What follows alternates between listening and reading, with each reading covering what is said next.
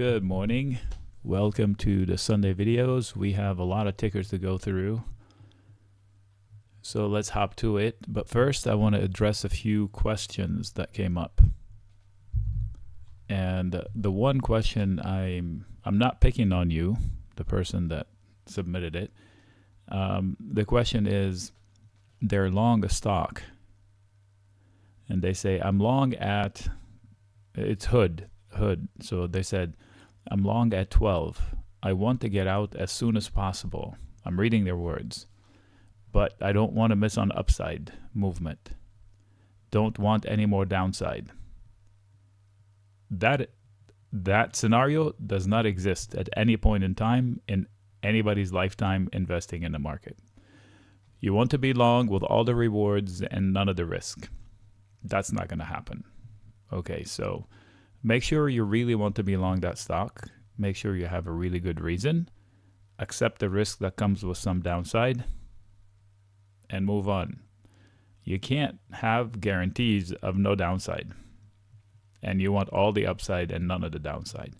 If you're worried, get out. If you're too worried, the position might be too big. Adjust it. So this is they're not alone. I know a lot of people are thinking the same thing. I'm just letting you know how investment works. There's no free lunch. So if you're iffy about this position and it's making you worried overnight, maybe it's too big. Consider the size. If you have profits, maybe you should take them or leave some.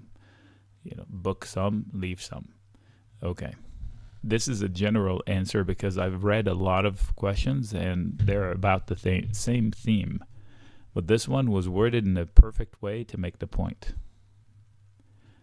They want to get out as soon as possible, but they don't want to miss out. That is literally the definition of the fear of missing out, the FOMO. They don't want any downside and they want all the upside. Unfortunately, we can't get that. I would love to give you that. We don't have that. Okay. This is the S&P. It looks pretty bad. That's August, but it's a matter of time. The problem started in July when we rallied. For this was not, we should not have rallied. And here is the S&P longer term. And here is the S&P even longer term. All-time high. How close we were. If we cannot accept this much redness from an all-time high situation, we're not grown-ups. We are being children in the market. It was a red week. That's 3 red weeks in a row. If we look back on the chart, we haven't had too many of those. We had one here. And one here. That was the March correction. So we have had them. They're not the end of the world. They feel painful because of the speed with which we rallied. So what do? I don't change anything. I don't add the current positions. If I'm buried in a position, I'm not going to add. I don't start shorting here.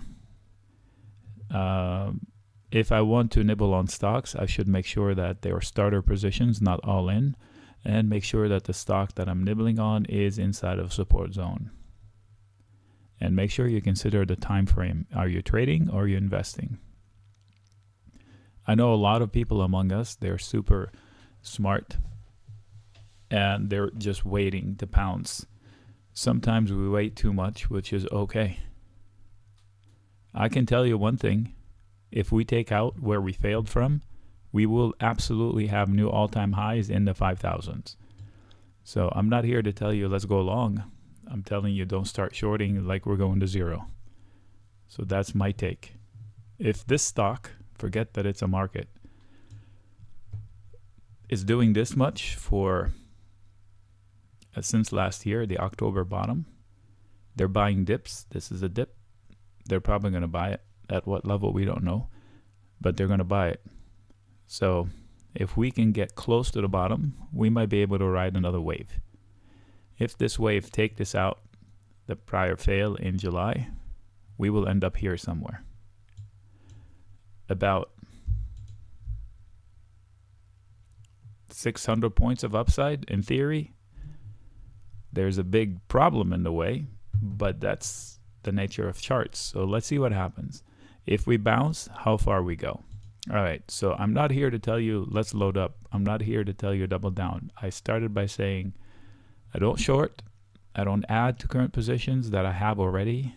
I start nibbling on stocks. I make sure they're good stocks falling into support and leave room for error.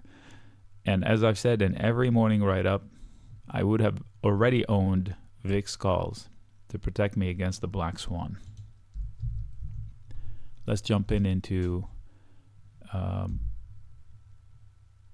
this time frame AAL.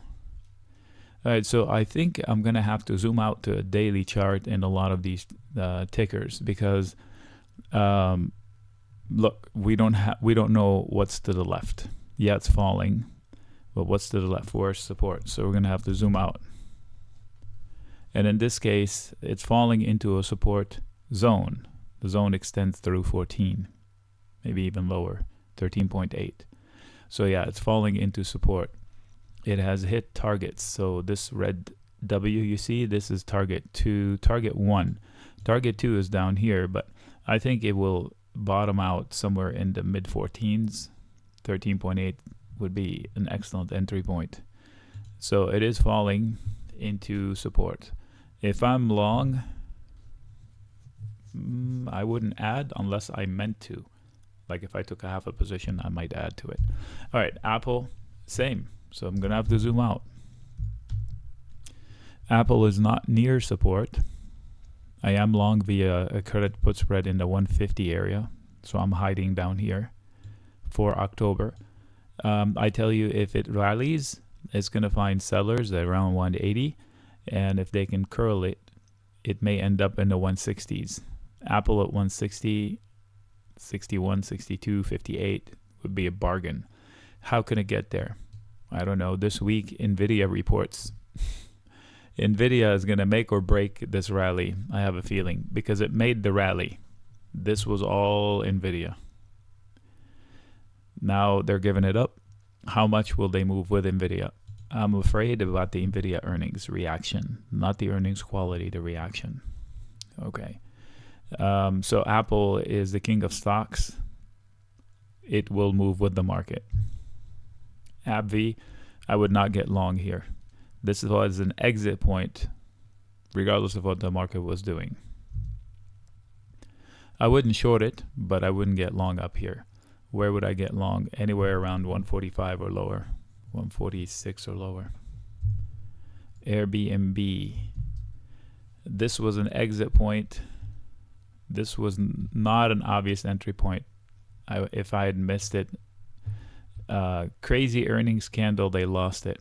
The earnings reaction was insane. If you zoom in and see it, look at it from here to here, and they're below it now, well below it. So it's starting to become tradable from the long side. So it looks like I've done it before, and we will address it again. I wouldn't mind selling a put spread soon. So I will put it on my, oh, it's already there. Okay, so they're buying dips, but this is not an obvious entry point. It might bounce back to 180. Let's see what it does there. I have a feeling it's going to be at 140 before 200. This is not a good spot. Look, there's not a lot of volume below. So one little hiccup and they'll end up down here. I think it's going to be difficult to take out 75, 172.5. Adobe, good company. Most definitely not an obvious entry point. I remember we traded it on a small dip and it took off. It did this. So when a stock does that, I take it off my watch list. I'm curious to see who brought it to me. What do you want up here?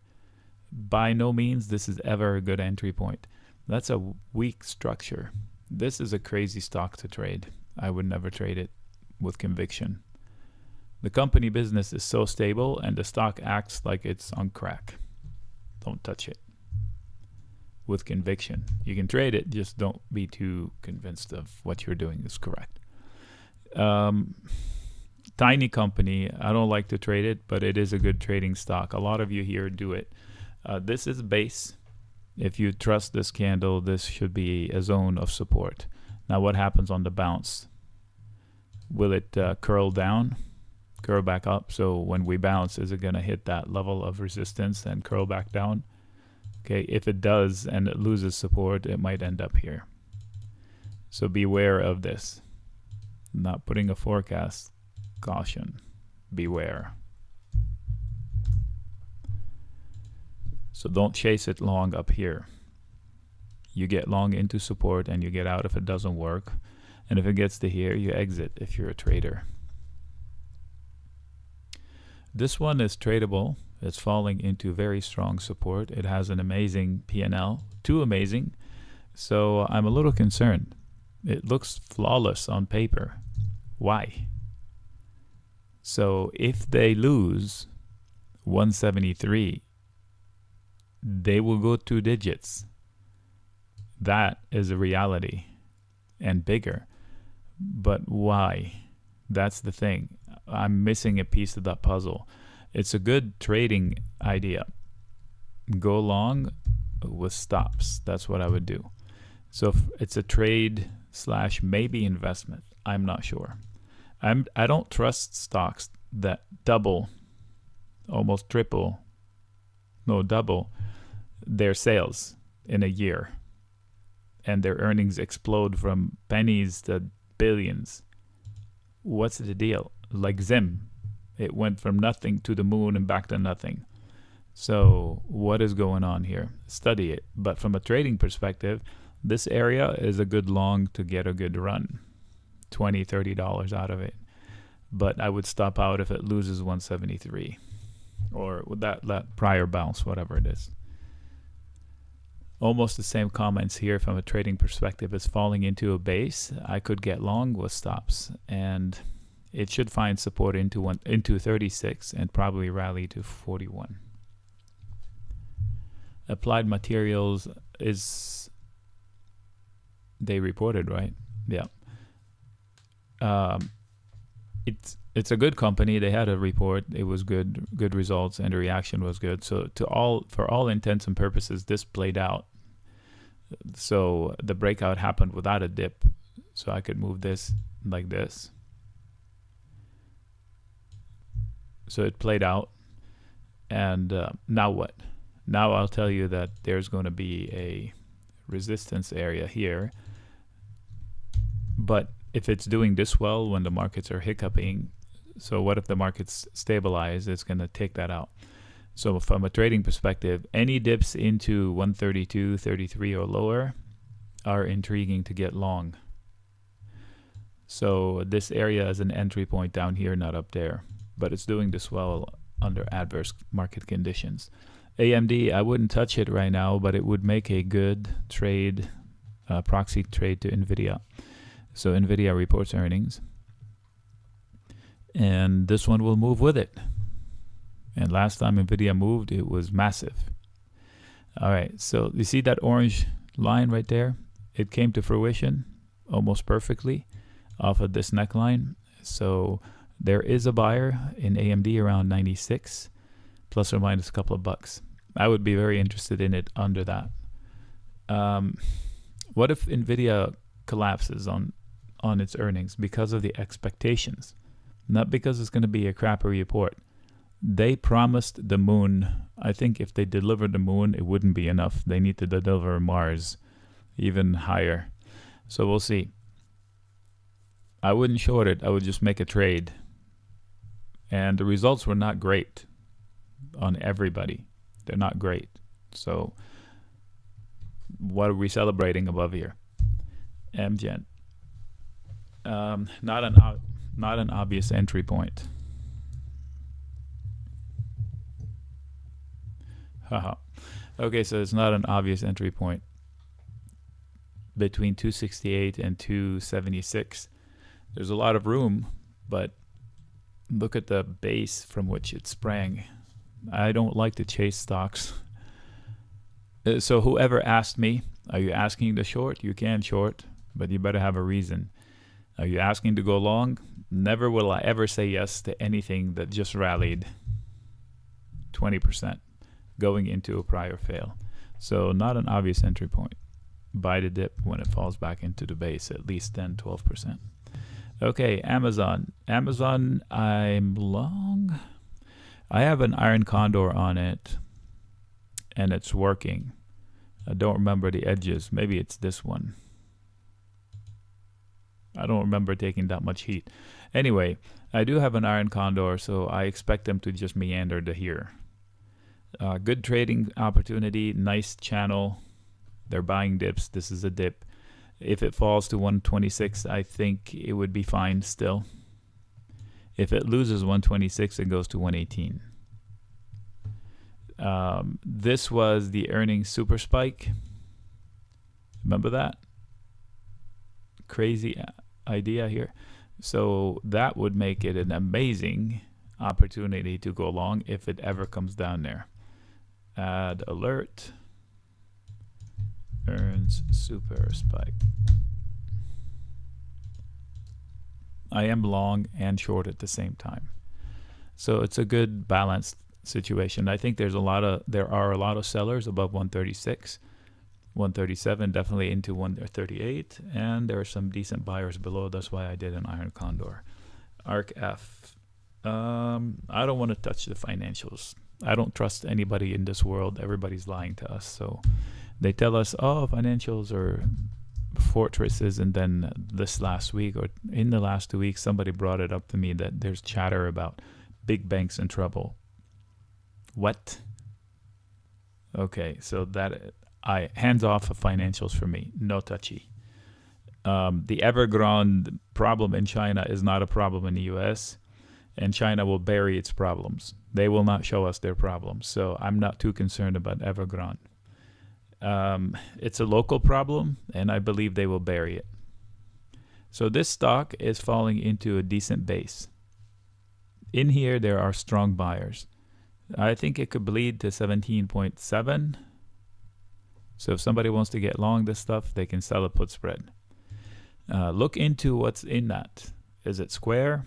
Is it Affirm? Is it SoFi? If you already own these stocks, you should not touch this one. If you don't want to own these other stocks, be long those other stocks, ditch them and get into this one. So look into what's inside of that before you pile into it. Is this the camera? I had some of those cameras and they suck. So I wouldn't touch that from that perspective. They couldn't hold the signal. They're great. They're super expensive, and they look great. They're super expensive, but they do not work. I ditched them for some cheapo $50 cameras. Okay. If it's not the camera, don't worry about it. The catalyst is at 11.9. Let's round to 12. I think it's difficult, but if they take it out, they get to 15. I think it's easier to get to 8 or 7 before they get to 13 or 14 or 15. Good support below 9.2, at or below 9.2. I'm long this guy, and I shared it with you. And when I got long, I sold risk below. There it is. I believe it's working okay. I'm not sure.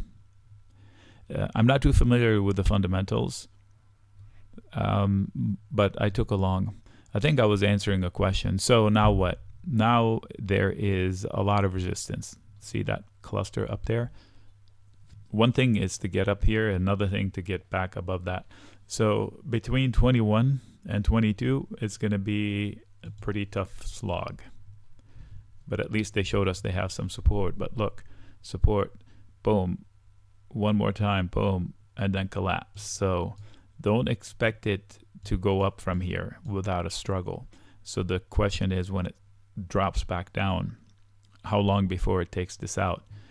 Okay, so this is 9/1 expiration. If I'm winning 50%, I'm probably going to get out, just in case. ASML, good P&L. We knew it was vulnerable because of that arrow, and it delivered, and it fell into some support. So if you zoom out, there is no need to jump in. So I have two big red things here in front of me. This red W, the top one, has been satisfied. This bigger W has not even started. The first target of the bigger W red is down here, 575. The second one is below 440. So I think the better entry point is at the top of the heap here. So 600, give or take $10, would be much more attractive for me. It might bounce to 680 or 690, but I think it's vulnerable to curl back down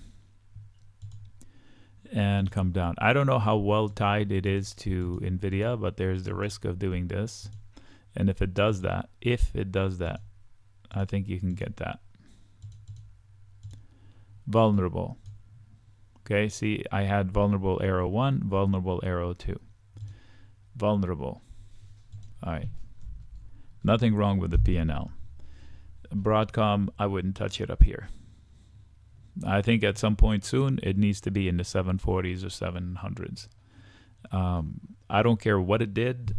I rarely see, I don't think I've ever seen a chart like this hold up without a visit into this area. There's nothing down here, folks. There are no transactions. So they don't leave holes like this in the stock. At some point, it's going to be down here. And that would make a good entry point. Bank of America, I wanted to short it, but I didn't. I'm staying away from financials, but this one is falling into a pretty good base. 29 to 28 to 27 has been a solid support. So if somebody's trading, if somebody wanted to buy the shares for the long term, and they're starting out into a position here, that's great. I wouldn't go all in.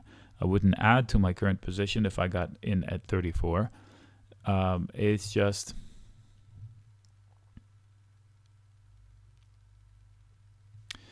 thanks for that. So the idea is if you're looking to invest, it'll be a good nibble. Starting point. I wouldn't go all in. BIDU, I believe, reports earnings on Monday, so whatever I say now doesn't matter. It has support at 116. If it loses it, it'll be at 96. But we'll see what happens on Monday, Tuesday. BITO, a couple people asked me in the last 2 days, do I add? I'm not adding. Do I get out? I wouldn't get out. Do I nibble? If I want to start out a position in BITO, I will start a position in BITO. Look left on the chart.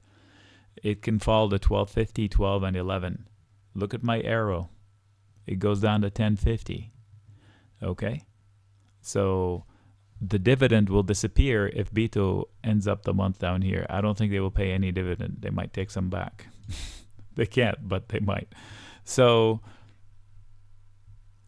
this shows that there is actual fear in the market. I'm interested to see how crypto behaves this week.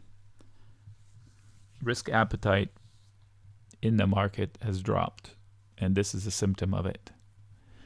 Okay, we'll see what happens. Technically, now rallies have a problem at 15, so it's easier to drift lower. I have not added. Okay, BKR, Baker Hughes. What's the question? I don't understand. Not an obvious entry point. Could be at 31 in the next couple of months. Could be at 38. I think it's either easier to be at 32 or 31 than it is at 38. I wouldn't short it. I definitely would not start a position here. BMY delivered profits finally, and people are saying, what should I get out? The trade was to capture these one or two of these arrows. So if I have profits and it was an actual trade, yeah, I would get out. But if I was trying to get the most out of the swing trade, and I don't mind missing out on the profits I already have, I would stay long. I issued a partial close alert to some of the people I spoke to because they were concerned about it, how it started out red. Well, if I'm concerned about it and then one day it goes to green, I should just get out. Why struggle? I'm just saying. But the trade looks good and it's working. BioNTech. People, what are we doing with the stock? Look to the right of it. Look at the... What is this? it goes from 4 billion in revenues to 100 million or 200 million, and you guys want to still mess with this? Why are we doing this? Are you investing? Are you expecting another pandemic? What is this? Immunotherapy. Okay, so I don't know what it is. What is going on? So study it. The chart is not going to help you at all. No help from the chart. None. Imagine being up here and you're doubling down or whatever. So please study the company. There's nothing on this chart that's going to help you. I wouldn't give it $1. It has no revenue and it's priced to high heaven. So just please study the company. Let's see statistics. You can't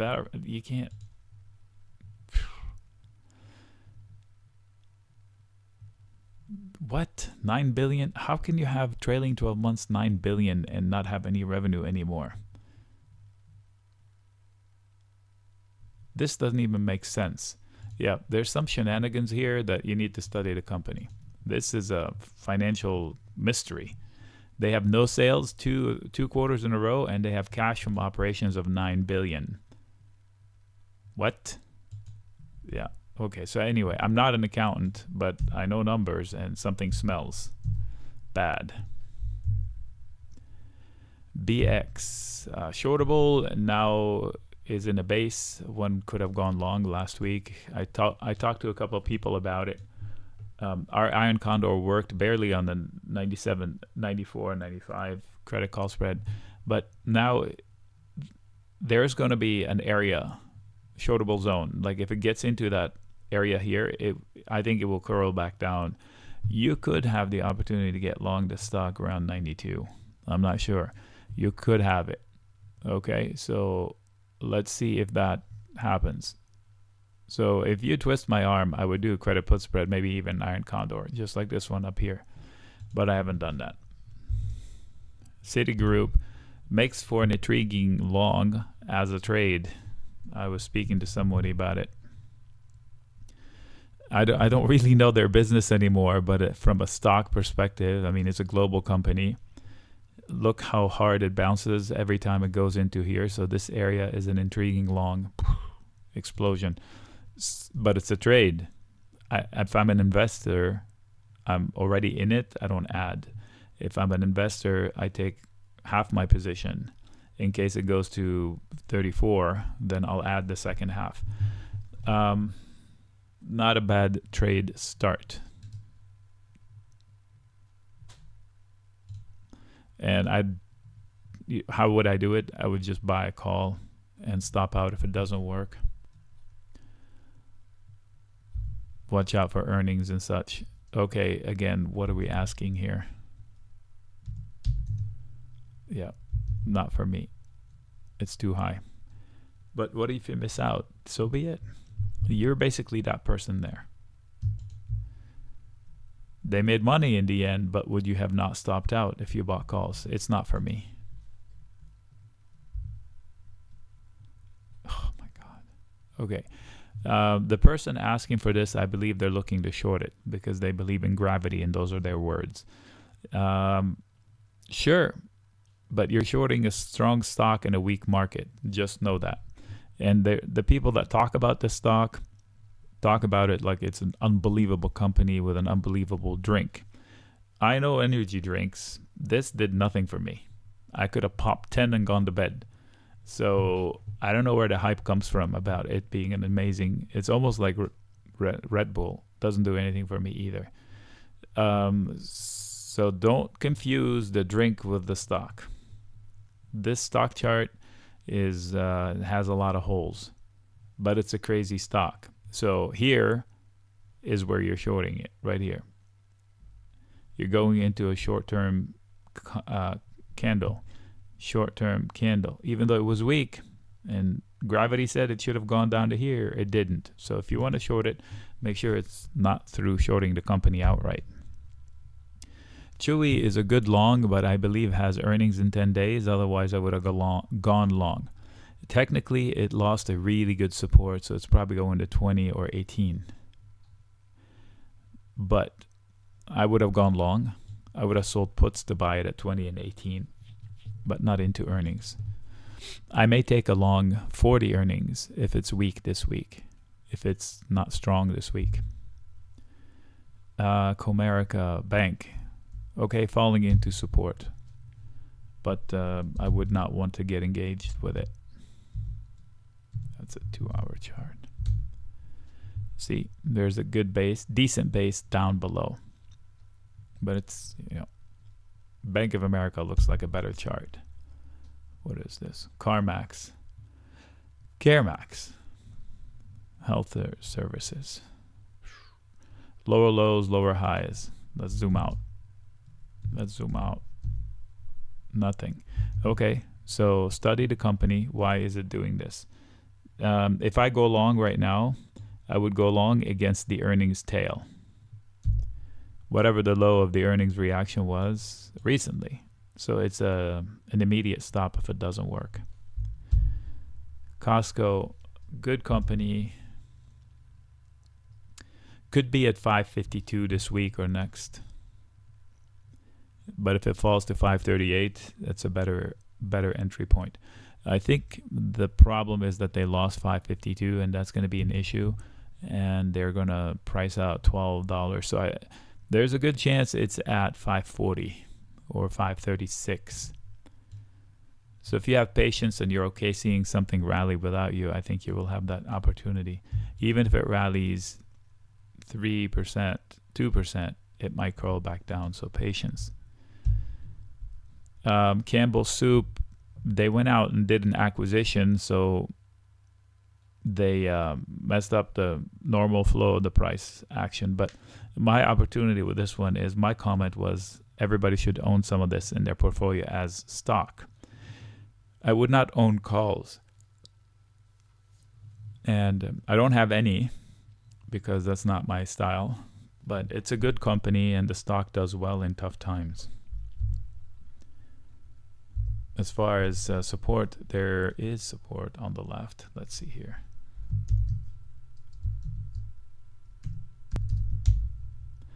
This is a big base from here to 40. So if they lose 40, they're probably going to 34. I would not add the current position of Campbell's. This is not an obvious entry point for CRM. I think we'll have an opportunity to go along around 180 or 170. So patience. They report in 10 days. We'll see what happens. They're selling rallies. That's the important part, just like the market. CrowdStrike has an earnings report in 10 days. Let's see. On Friday, we had a freaky thing happen on Friday, and that was a report from one of its competitors, Palo Alto, or at least maybe they play in the same arena. And Palo Alto soared. I think it went up giant, way past the 230. I thought 220 was going to be the target. I hope it dips a little bit on Monday so I can make money off of my bet. I was bullish, but that's way too bullish. So I think it's lifting the whole market, that segment with it. So CrowdStrike, I don't remember if I'm long or not, but if I am, I would take advantage of this because it's going into a prior fail. But we knew there were buyers below, and they came up and showed up. There you go. What is this? 721. No, that expired. Anyway, it's not an entry point until they take out 153. If you take out 153, you get to 160-ish. Cisco, solid response to the earnings, not an obvious entry point. If I'm looking to invest in Cisco, I should have invested into the earnings or before the earnings. So wait for the next dip. The stock is very choppy in spite of having the most boring P&L ever. A boring P&L is not a bad thing. This one reports earnings in 2 days. What do you want from me? I tell you what I can do for you. If you want to come into the live room the day before it reports, and we can look into the options and see if we can get clues. Without earnings, this is a base. So if there are no earnings that say, okay, if you're long, I see it. If it falls into 27 or lower, it'll be a good entry point. Definitely into 22. CSX, I don't know the business, but it hit my target exactly. It didn't bounce, but it hit my target exactly. So, just like that other arrow, this played out without a bounce. What does that mean? It means don't expect more downside. I should put that here so not to confuse people. It's not like I put it after the fact, but now it's a better story. Okay, so from here, this area is going to be difficult. I think this is still alive. So sell rallies. If I'm long, I'm not going to get out of it. If I'm looking to get long, I would engage a little bit position, but I leave room to add lower, or if I sell a put spread and make money off of that. Look at the P&L, super solid. So I'm not sure why the stock is fluctuating that badly. CVS, I don't think they delivered a good report. Forget relative to expectations. I'm talking absolute numbers. So I would not chase it any which way or another. I thought about trading it. It was good value, good levels if I look left far enough. But I looked at the premiums and there was nothing exciting for me to get engaged with. So I got out. I did not get in at all. So I left it alone. So now it has a big problem around 69 plus or minus 50 cents. Just like AAL, this one looks intriguing, but it's an airline, so I'm going to leave it the fudge alone.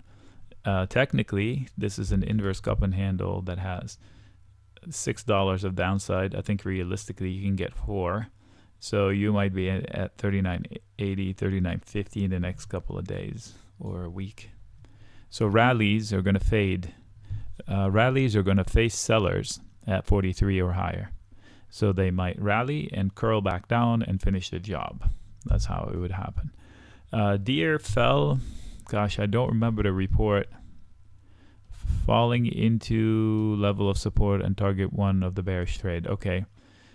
So we knew that it had support and it had weakness, and it came down into the weakness. So now it's more intriguing.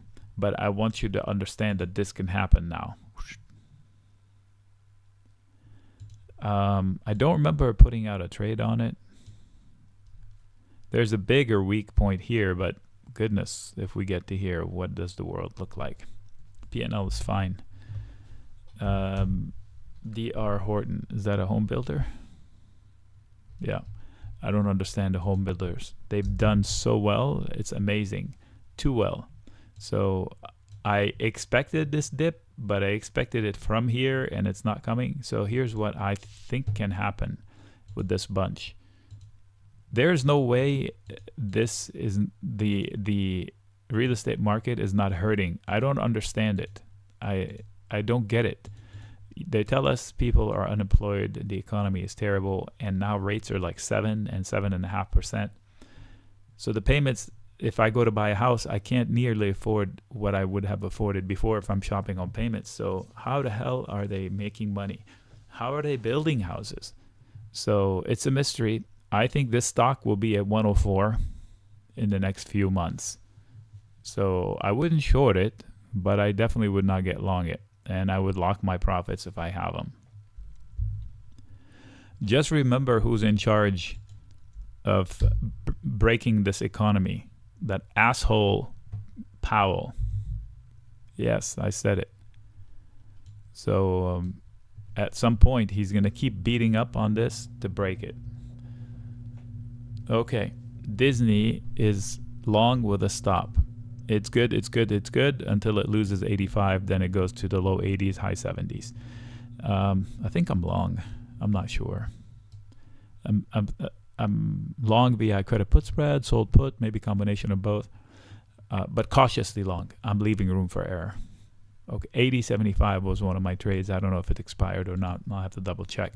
If I'm not long, I'll be okay selling a put spread. The report was fine. DKS, not an obvious entry point, and earnings in 2 days. So there's a good chance it'll be at 136. But if they break out from this high, boo, gone, 172. But it's a gamble. Doximity, no, that's not Doximity. DigitalOcean, it's a good opportunity to get long in this zone. It has good support through 28.5, 28, and better support lower. So I would be long. It's on my list. I wouldn't add to current longs. I wouldn't go all in, but I definitely would be interested in engaging in it on the long side. How? I don't know, buying shares, buying calls, selling put spreads, selling put spread, and buying call spreads. Combination. Devon, good bounce off of good support. I'm concerned about how weak it is as an energy company. I think that 50.5, 51 is going to be difficult to take out. So it might be drifting towards 47.50. I'm not sure. I wouldn't short it. If I'm long, I should stay in it. Let it recover to 54, and then we'll talk about a breakout from there. Good base below. Boy, did I miss a break? Oh, okay, good. That's the last one in the break for the first video. Not sure what that is. It's falling into the breakout zone. So it's got squishy support through 2370, 2350. So if I'm long, I can stay long. If somebody took longs last week, I get it. Okay, so end phase will be our next, but first we will break for a commercial. No, I'll just go stop the recording.